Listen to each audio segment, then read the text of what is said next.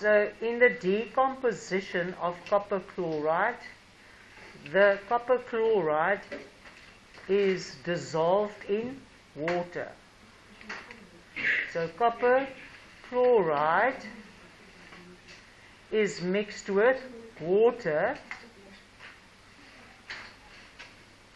and water is called the solvent, and it frees the ions. It loosens the ions that are in the crystal, frees it from one another. So what is a copper chloride solution? It can conduct electricity because those ions are free to move around in the water. I'm going back to the picture. So here I have, don't worry, please don't panic. So this, I'm recording it. So this is an electrolyte. Yes, you can write down the word electrolyte. Okay? And then you can write down what an electrolyte is.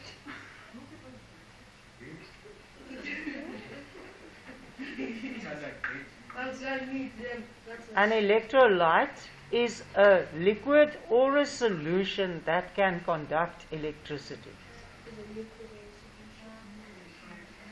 So this copper chloride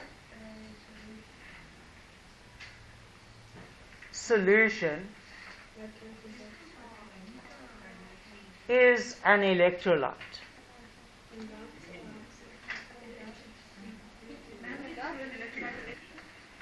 There's my power supply.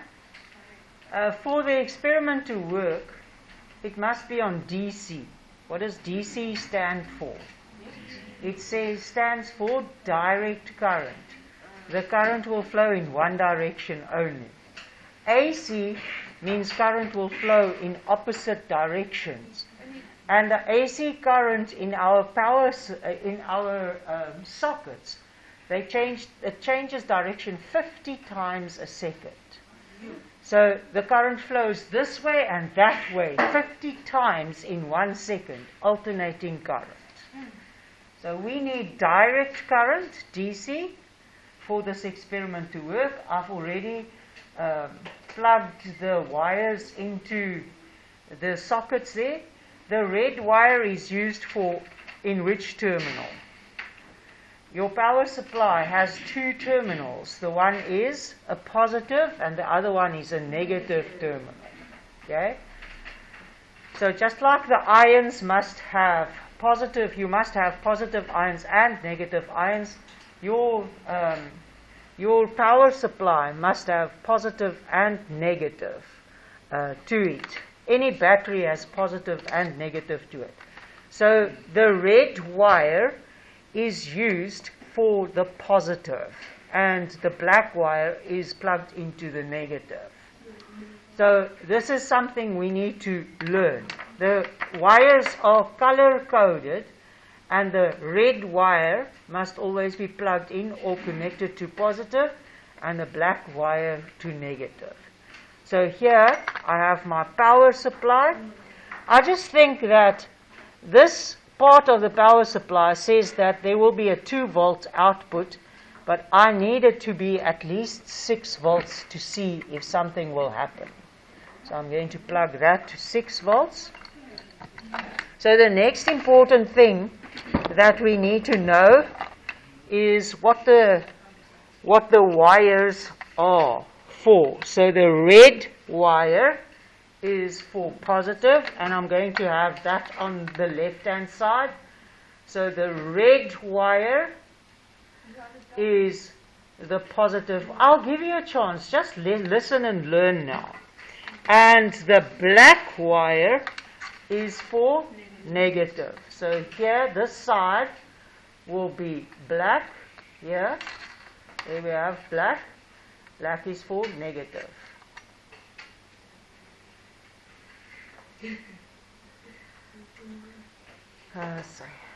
Okay, so black is for negative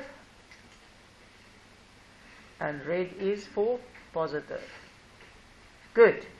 Then we need something to put into the solution. Now the solution is called an electrolyte, and here I always pick things up in class or on the school yard. So here I picked up some lead, pencil lead, but this is not lead. It used to be lead. The children and the people started writing with lead because lead is a metal that rubs off on something. But then the children got sick and died. And after many years of research and trying different things, they discovered that the lead is the toxic stuff. Now, the word lead stuck, but it's graphite. And graphite is made of carbon. Now, the carbon is mixed with clay when they make the lead for a pencil to just give it some strength. So you get different HB levels for pencils because the graphite is mixed with different amounts of clay so that the pencil can be harder or softer. So graphite is a non-metal, and non-metals we learned are insulators. They're not conductors of electricity. But graphite is an exception. So here we have graphite, which is a non-metal but a poor conductor, but it's a conductor. These things, because they are going to be placed into the electrolyte, they are called electrodes. So the electrode is the solid conductor that you place into the electrolyte. So we've got the word electrode now to write down. I just want to wipe all these other things. Oh, should I not wipe them? No, it's fine, I won't wipe them. You keep quiet with your big mouth. Electrodes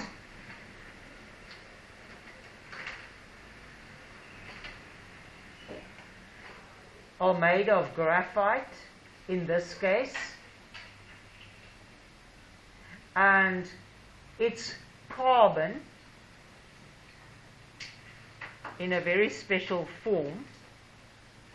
And the definition of an electrode is it is a solid conductor that you place into the electrolyte.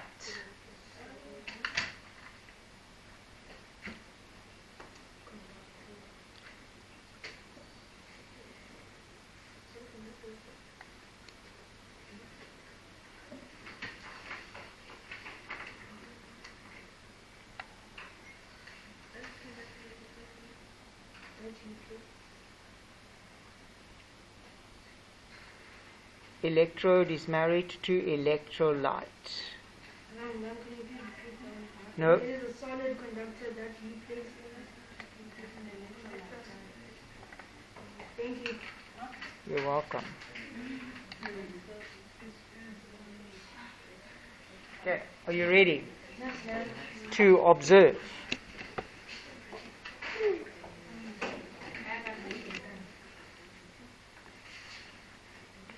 Now, I missed out on something here, and that is a little light bulb to show whether the current will be flowing. But I'm sure that we'll see something happening in this beaker if the experiment is working. So I'm going to switch on the power. And we're going to dip the electrodes into the electrolyte. Ma'am, where are your safety glasses? I've got them on my nose. And I think you can see something happening there. Yeah. Okay, I'll zoom in a little bit. I'll take it. Why are you pushing Okay. I'll zoom in a little bit. You're too noisy. Very irritating. Okay, so please look carefully.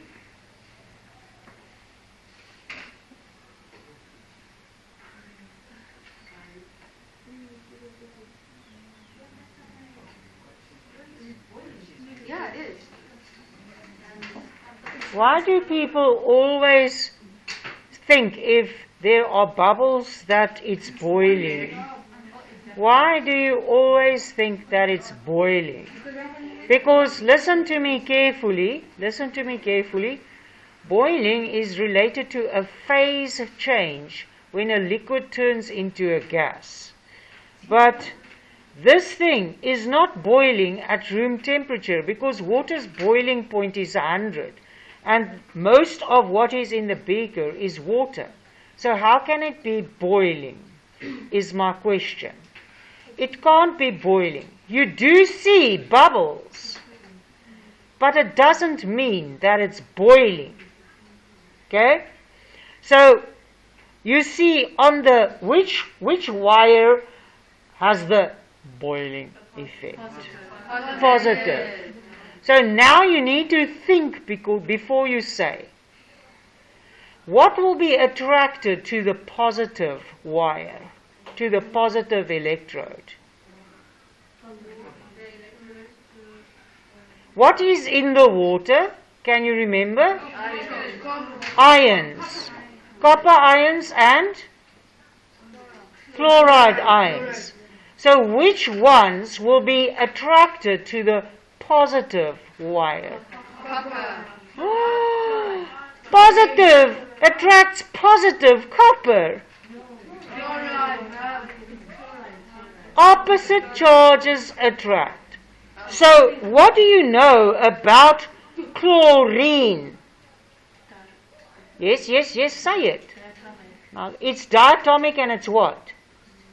A what? A what? No, man. What state is it? What phase is it?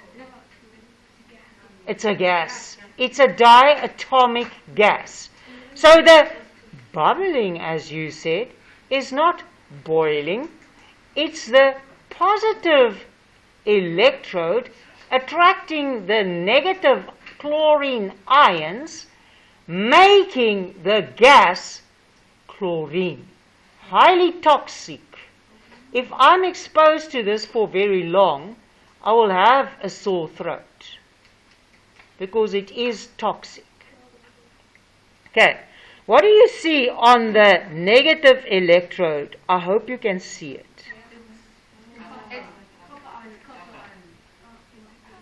Okay, if I rub it off on my finger, you'll see it's, well, yes, copper is a reddish color. So the negative electrode attracted the which ions? Copper ions, because opposite charges attract. So here I have copper forming on the negative electrode. So this process of sending electricity through a copper chloride solution decomposed the copper chloride into its elements, copper and chlorine. Are you with me? Yeah. Nice. Now let's go into more technical stuff. What is the general name given to a copper ion, like a positive ion? What is the general name? Cation. Now, listen carefully. This electrode has a special name because it's going to attract the cations. It's called the cathode. And this electrode, where the chlorine formed, because it attracted the, what are the chlorine ions? The anions. it's called the anode. So we'll make a list of all these things a little bit later. Just give me a chance to. Now I want you to smell the chlorine. So you'll have to come one at a time and come and smell the chlorine.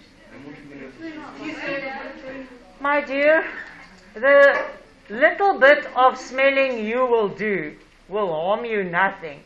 But as a teacher, I'm exposed to it more. So sometimes I have to teach more than one class the same thing on the same day. And that is where the little bit of damage comes. But I can handle it. I'm still strong. So, can you sketch the situation? So a power supply we can represent by lines. So a power supply can be represented by lines that will look like this. Is this familiar to you from technology and MS? So, can we go through this, please? Yes, ma'am. So the long line represents the positive terminal of the power supply, and the short line represents the negative terminal of the power supply. Then we have conducting wires, and the one is connected to the positive terminal and the other one is connected to the negative terminal. Maybe I should stick to the terminology here, and just to help you remember that the positive wire is usually a red wire. So maybe that will help you in your learning to remember. And then we have that wire connected to something called an electrode. Okay? So this is the positive electrode. And the electrode connected to the negative terminal of your power supply is called a negative electrode. So an electrode is a what again? A solid conductor that is placed into the electrode. Then we have our beaker. Yeah, Zaki. Yeah. We have our beaker, and what do we have in the beaker? A solution. So here we have a solution, and this solution is a copper chloride electrolyte. So here the solution is a copper chloride solution. That is my electrolyte.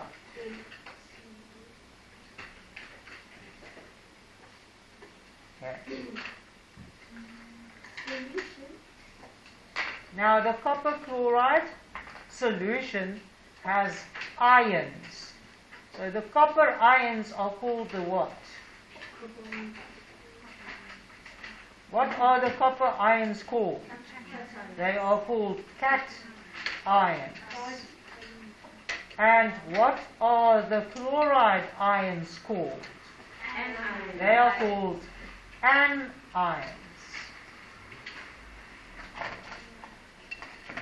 So in our solution we'll have chloride ions, 2 chloride ions for every 1 copper ion.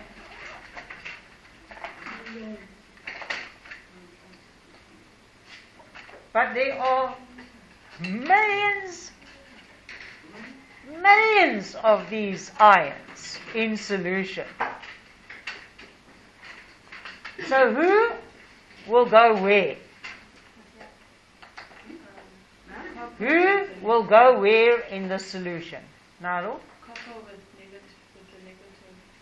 Copper will be attracted to the negative electrode because opposite charges attract. Opposite charges attract. So on the negative electrode, we have seen a reddish brown layer forming on the electrode. What is the name of this electrode? Because it attracts the copper ions. What is this electrode's name?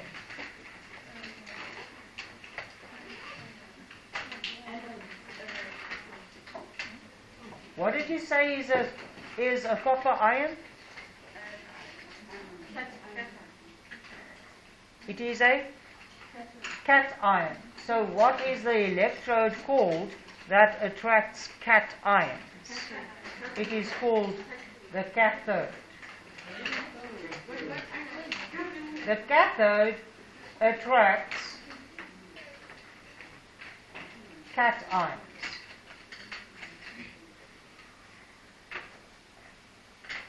On the other hand, where will the chloride ions go? They will be, because of their negative charge, they will be moving to the positive electrode. So what you see there will be bubbles, and I can't use colorless for the bubbles, but they are, you can't see them, you can just see it looks like the liquid is boiling there. So you have chlorine gas forming on that electrode. And what is this electrode called?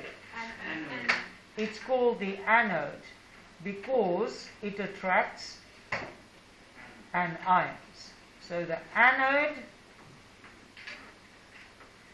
is the electrode that will attract anions.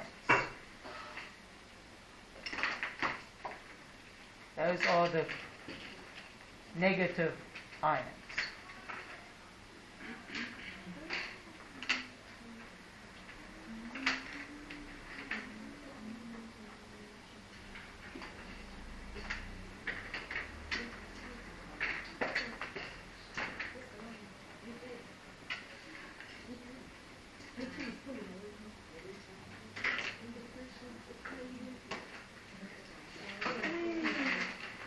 Complete the video. I want to finish this. So copper chloride was in solution and we used some electricity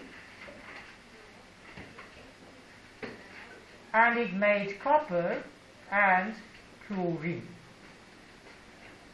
Right.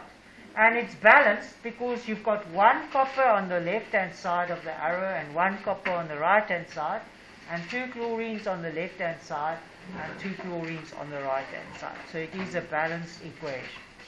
Thank you very much.